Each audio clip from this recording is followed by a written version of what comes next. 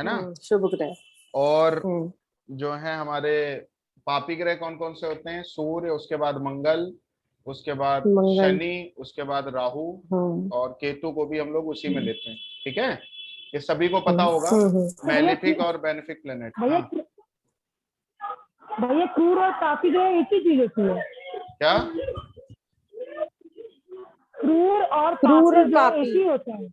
हाँ, सूर्य को भी उसी में रखा गया, पापी ग्रहों में। ये बताया था आप लोगों नहीं, को, याद क्रूर होगा। और हाँ, कह रहे क्रूर क्रूर क्या बोलते क्रूर। तो क्रूर का मतलब होता है जी जी। पापत्व जिसमें थोड़ा सा कम हो। लेसर जो है पापी ग्रह है ना, क्रूर ग्रह उसको बोलते हैं। और सबसे बड़ी जो बात है, ये एक्चुअल में सब पापी हैं, लेकिन इनको पापी बोला नहीं जाता। लेकिन अभी हम लोग सूर्य को भी, मंगल को भी, शनि को भी, राहु को, सबको पापी लेंगे, क्योंकि पापी ही हैं वास्तव में देखा जाए।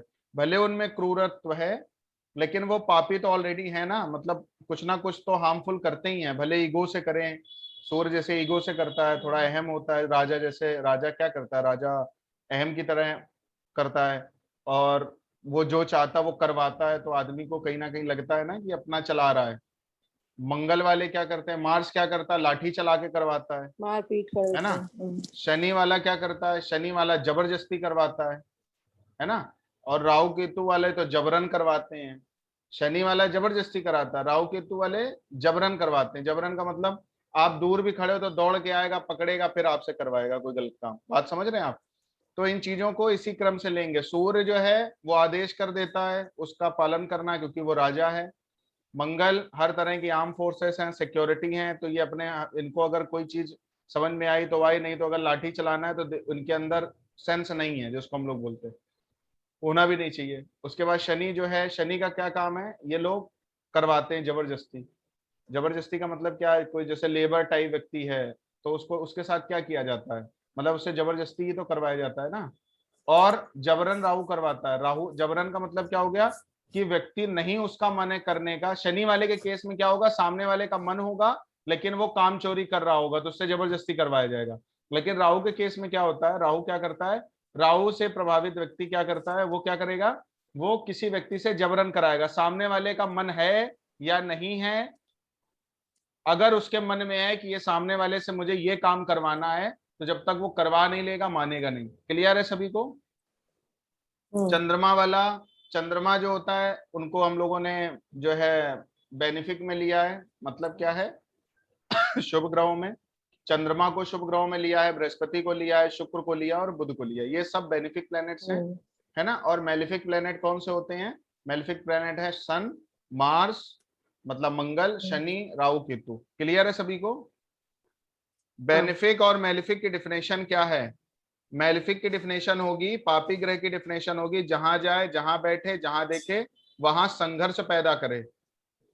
अभी हम लोग प्रिडिक्शन में थोड़ा थोड़ा आगे बढ़ रहे हैं कि कुंडली देखते कैसे, क्योंकि अब आप एडवांस एस्ट्रोलॉजी की तरफ मूव कर रहे हो धीरे धीरे। तो अब हम लोग समझने की कोशिश करते हैं। जैसे अब आएगी कुंडली ना, तो जितनी चीजें मैंने आपको एक मोटा मोटा आइडियली बता दिया है, वो तो है ही है, लेकिन कोई कुंडली आएगी तो उसको इंटरप्रिटेट भी तो करना है ना आप लोगों को। मेरी आवाज क्लियर है सभी को? कहीं फंस तो नहीं रही हाँ है? कोई भैया। दिक्कत आए तो मुझे बता देना।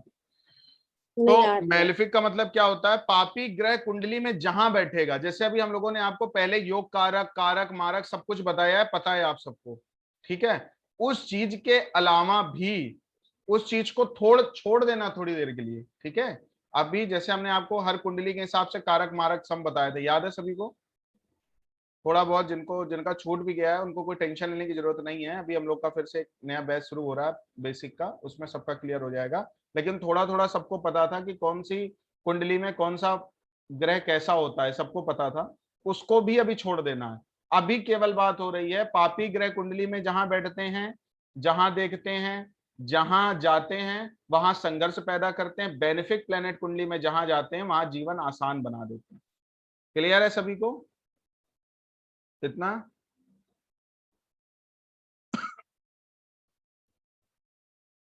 अब जिस भी ग्रह की दशा चलेगी, जिस भी ग्रह की दशा चलेगी, उन्हीं प्लैनेट्स के गुणों को कंसीडर करेंगे।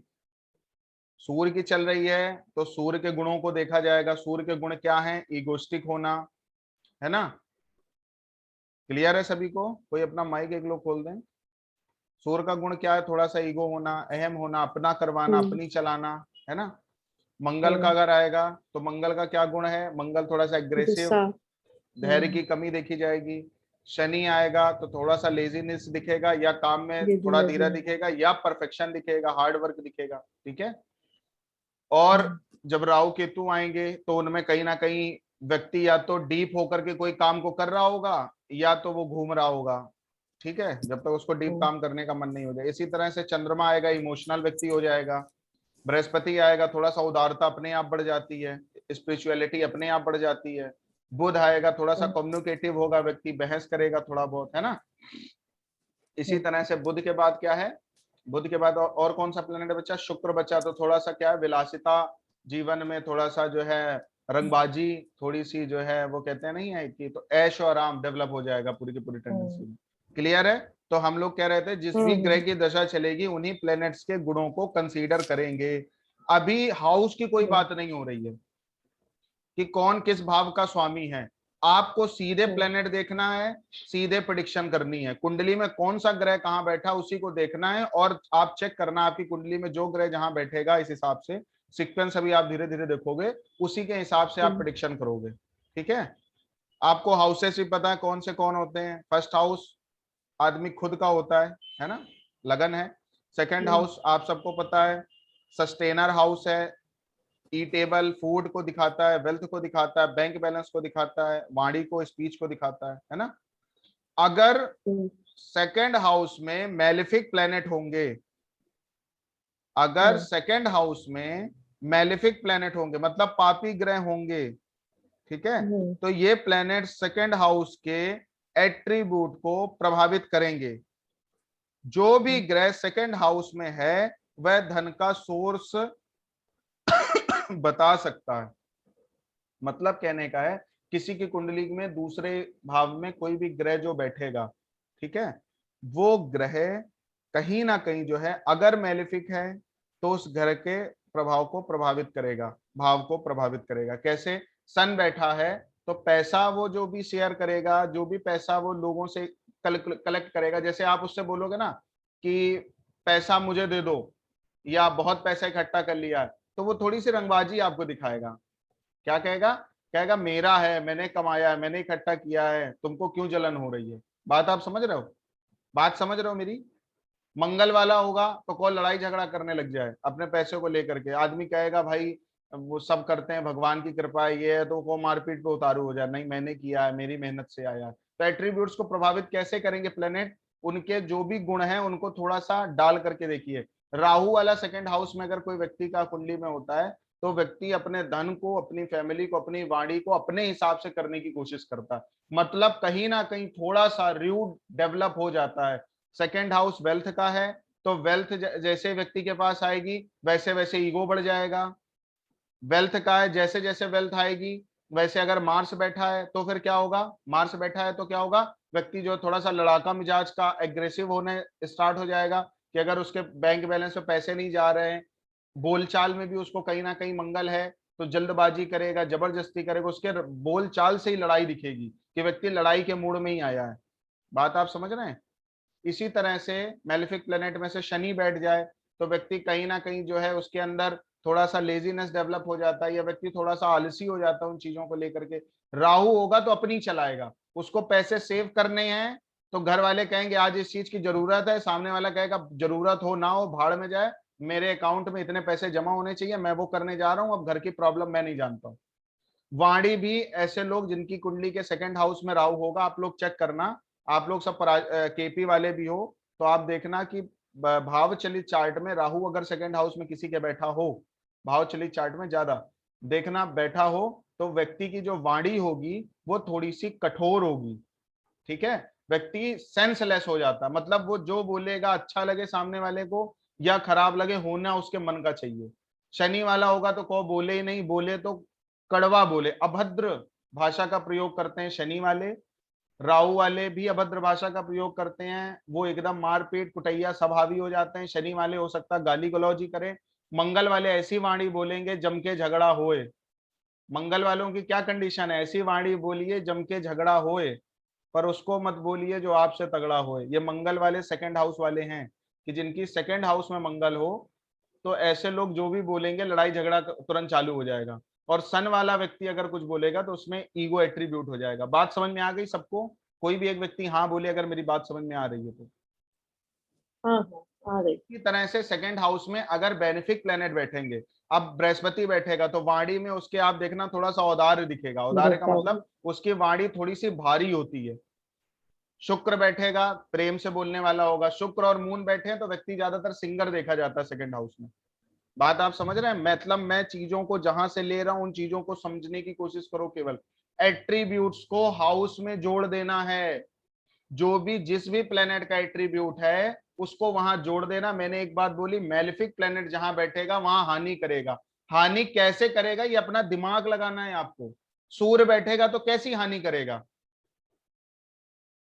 मंगल बैठेगा तो कैसी क्या हानि करेगा, कैसी बात करेगा, वाणी है ना सेकंड हाउस, कैसी बात करेगा, ऐसी बात करेगा लड़ाई हो जाएगी। एग्रेसिव मतलब बिना सोचे बोल देगा। बिना सोचे बोलने वाले व्यक्ति मतलब मंगल सेकंड हाउस वाले ही होते हैं। या तो मंगल सेकंड में बैठा होता है या मंगल सेकंड हाउस को देख रहा होता है। बात समझ रहे हैं आप लोग?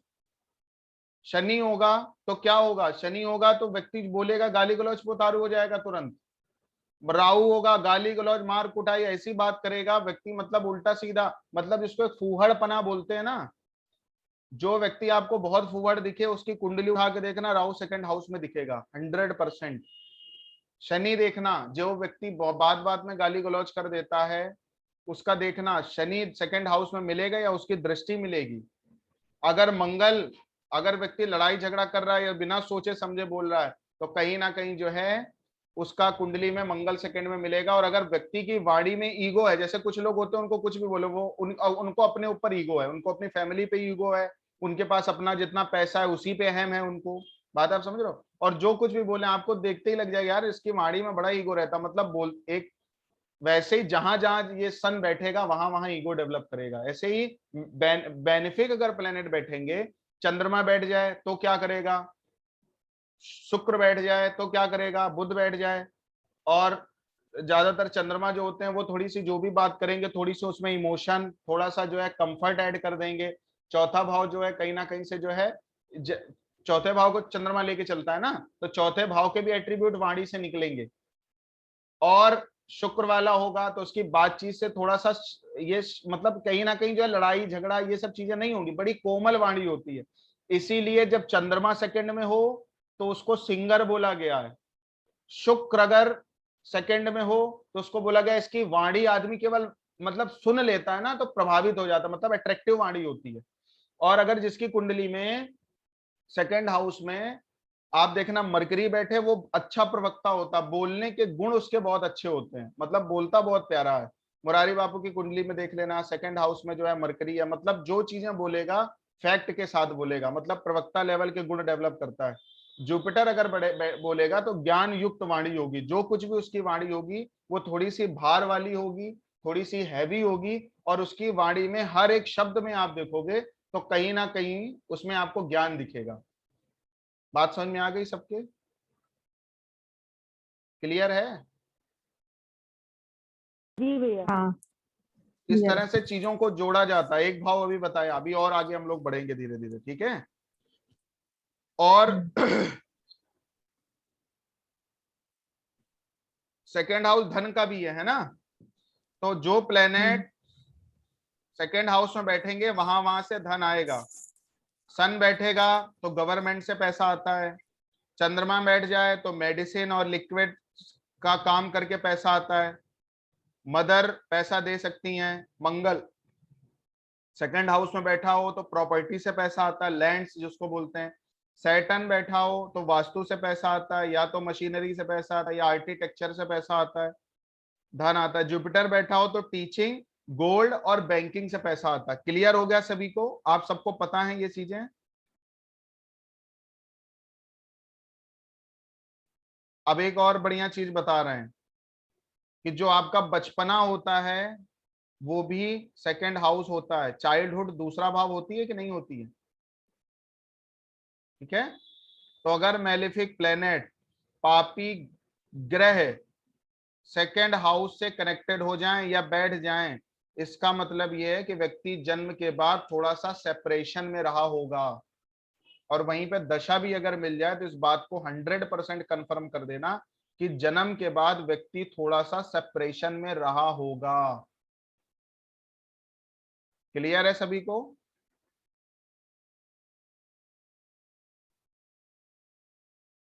क्लियर है इतनी चीज?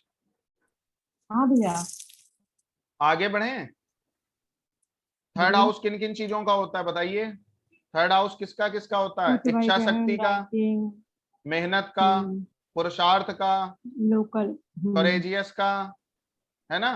तो जो भी प्लेनेट तीसरे भाव में बैठेंगे उसका सीधा संबंध 9th हाउस से होता है। क्यों? क्योंकि सारे प्लेनेट नवम भाव को देखेंगे, इसलिए third house is very main house.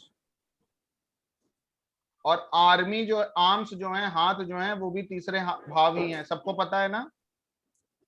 हाँ। अब अगर मेलेफिक प्लेनेट तीसरे भाव में बैठेगा, पापी ग्रह अगर तीसरे भाव में बैठेगा, तो थर्ड हाउस में बैठ जाए तो व्यक्ति को संघर्ष से ही लाभ होगा।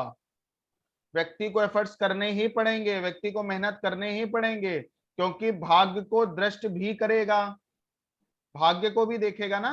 नहीं क्लियर हो रहा है?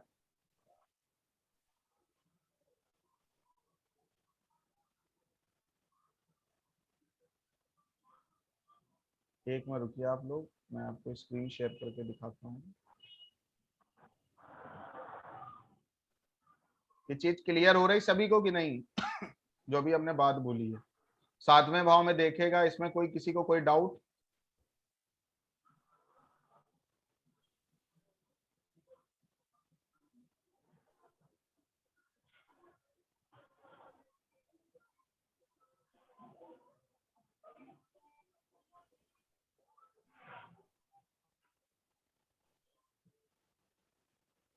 चलो थोड़ी स्क्रीन दिखाते हैं आप।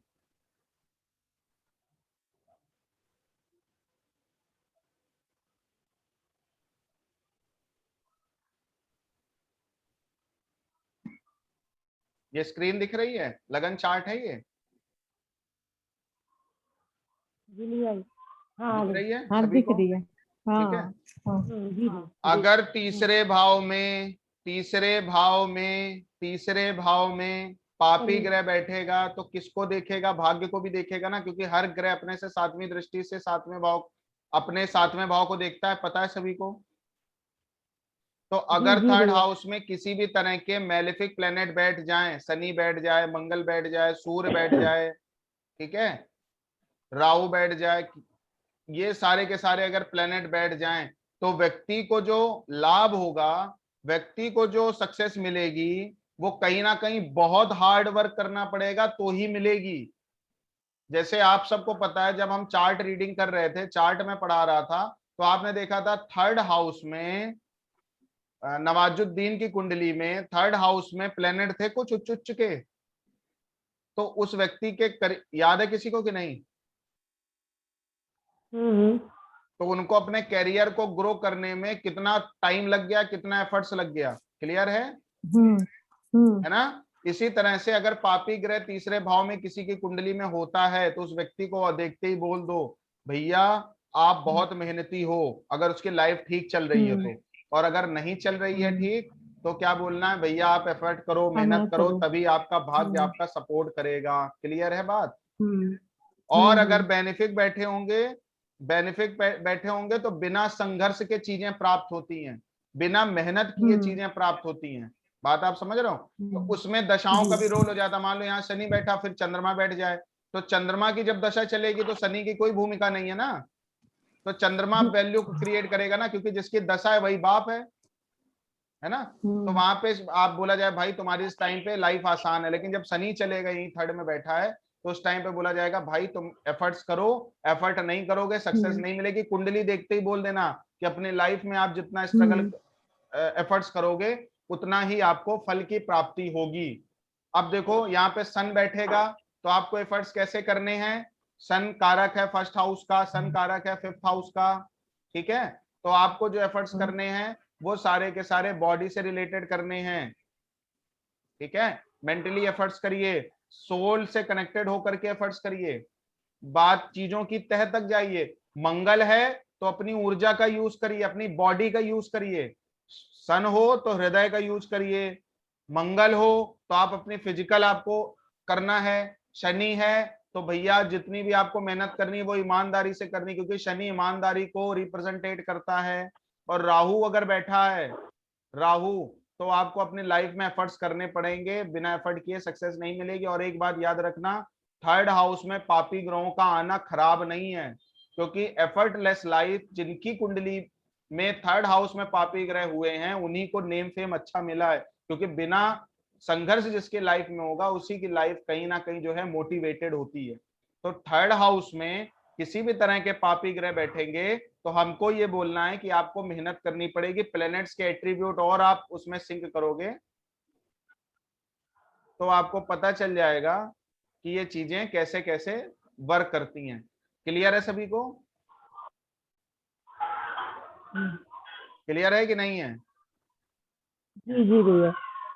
और एक चीज अब बता रहा हूं समझने की, थर्ड हाउस की दशा जो है नाइन्थ हाउस को सीधे देखती है ना। तो अगर आपके तीसरे ग्रह में शुभ ग्रह हैं और उनकी दशा भी चल रही है तो आपका भाग्य आपका वह काम करा देगा जो भी आप चाहते हो। अगर आपके थर्ड हाउस में बेनिफिक प्लेनेट बैठे हैं तो वो भाग्य भाव को भी देखेंगे ना, मैलेफिक बैठे हैं तो भी वो भाग्य भाव को देखेंगे, भाग्य भाव को पापी ग्रह देखेंगे तो भाग्य में कमी लाएंगे, शुभ ग्रह बैठेंगे तो शुभ ग्रह मतलब इस भाग्य भाव में वृद्धि करेंगे। तो हम कह सकते हैं कि थर्ड हाउस में अगर कोई प्लेनेट बैठा हो जो शुभ ग्रह हो, उसकी दशा चल जाए तो जो व्यक्ति अपेक्षा करता है वो चीज पूरी जरूर होती है, क्योंकि वो सेवंथ हाउस में नाइन्थ हाउस में पॉजिटिव दृष्टि डालता है, तो जो कहीं ना कहीं भाग्य का भाव हो जाता है। क्लियर है सभी को? अभी हम लोग ना भाव की बात कर रहे हैं ना कौन किस भाव का स्वामी है उसकी बात कर रहे हैं, अभी हम लोग की जो सीधे बात हो रही है वो केवल और केवल प्लेसमेंट पे हो रही है। इतनी चीज सभी को क्लियर है, समझ में आ रही है कि नहीं आ रही है? जी जी। क्लियर? अभी रेमेडी कुछ और लिख लीजिए। अगर सन सन आपका थर्ड हाउस में हो, सूर्य तीसरे भाव में हो, तो आपको चाहिए, अगर सूर्य तीसरे भाव में तो आपको चाहिए कि सूर्य को जल देकर घर से निकलें या प्रणाम करके निकलें। चंद्रमा बैठा हो, चंद्रमा बैठा हो, पानी पिए अगर पॉसिबल हो तो चांदी में। क्यों करना है? क्योंकि ये पापी जो भी प्लेनेट यहाँ बैठता है वो कहीं ना कहीं संघर्ष पैदा करता है, जो भी प्लेनेट यहाँ बैठता है वो कहीं ना कहीं एफर्ट्स पैदा करता है। आप लोग रेमेडी की बहुत बात करते हो, मैं हमेशा एक बात बोलता हूँ, रेमेडी कभी भी रट के नहीं दी जाती है किसी को, रेमेडी क्रिएट करी जाती है। और वो गुण जिस दिन आपका डेवलप हो जाएगा, किसी को कोई भी उपाय दोगे, जिसको जो उपाय बता दोगे वो काम आप उसके हो जाएंगे। क्यों? क्योंकि अगर आपने कैलकुलेट करके उपाय दे दिया किसी भी व्यक्ति को तो वो ज्यादा इफेक्ट करेगा रटी रटाई चीजों से। क्लियर है सभी को? तो अगर आपका जो भी प्लेनेट यहाँ बैठेगा वो कहीं ना कहीं से आपके संघर्ष को बढ़ाएगा, जो भी प्लेनेट यहाँ बैठेगा वो कहीं ना कहीं आपकी मेहनत को बढ़ाएगा। तो करना क्या है? सूर्य बैठा हो तो सूर्य भगवान को जल दें, प्रणाम करके बाहर जाएं, मतलब सुबह जो भी आप काम पे निकलें तो सूर्य भगवान को जल देना है, प्रणाम करना। जब दशा चले उस समय यह काम जरूर करना है।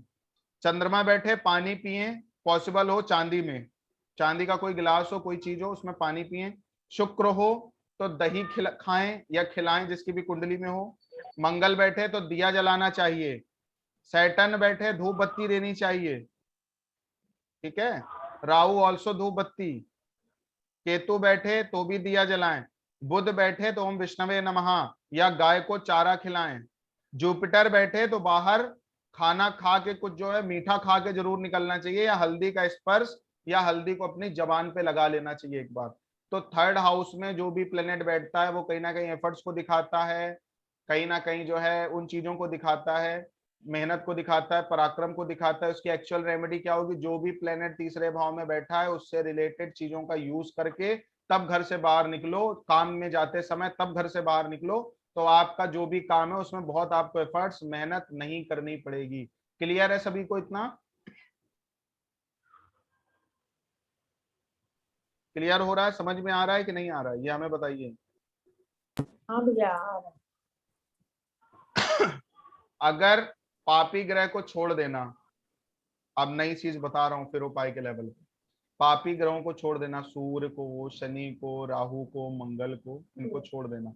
अगर शुभ ग्रह तीसरे भाव में बैठा हो, क्योंकि आपको पता है पापी ग्रह मेहनत ज्यादा कराएगा, शुभ ग्रह एफर्टलेस आपका लाइफ बनाएगा। क्लियर है सभी को इतना?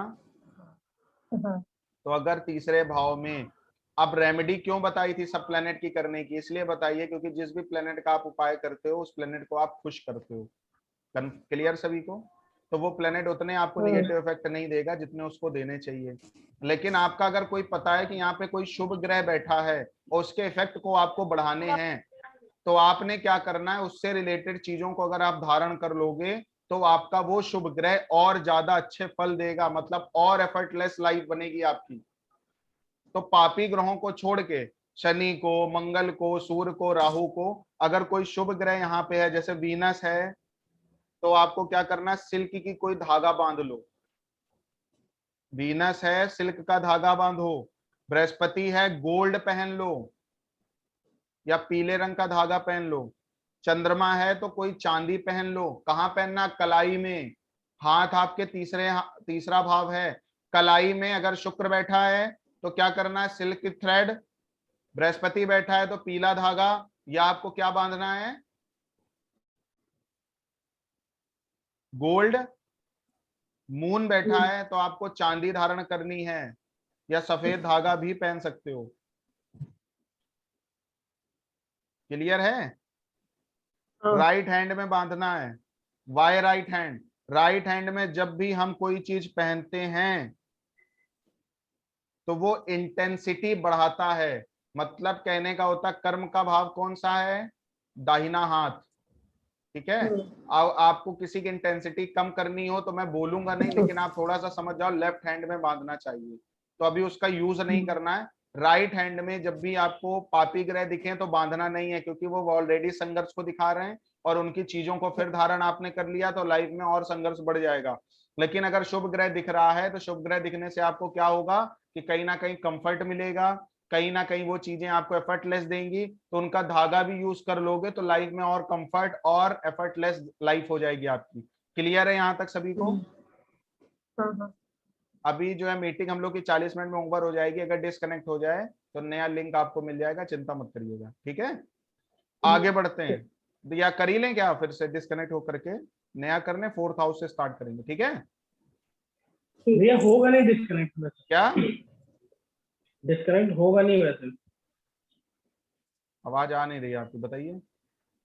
हमने कहा डिस्कनेक्ट होगा नहीं वैसे, लास्ट टाइम भी नहीं हुआ था। 3 मिनट बचा है हाँ केवल, और क्या, 3 मिनट बचा है। लास्ट टाइम कहाँ हुई थी अच्छी बात? 4th हाउस करवा दें, 4th हाउस करवा दें ना। तो करवा देखिए, दो, डिस्कनेक्ट होगी तो फिर ओके ओके, देखिए देखिए 4th हाउस अब सुन लीजिए। हमें लग रहा है थोड़ा सा लंबा जाएगा 4th हाउस, इसलिए थोड़ा सा रुक जाए, अभी कर ले रहा हूँ फिर से डिस्कनेक्ट करके। ठीक है, ठीक है। 4th हाउस जो है थोड़ा सा उसमें और भी चीजें बताएंगे आपको। अभी इतना सभी को क्लियर है? किसी को कुछ पूछना है? 2 मिनट है, कुछ भी पूछ लीजिए।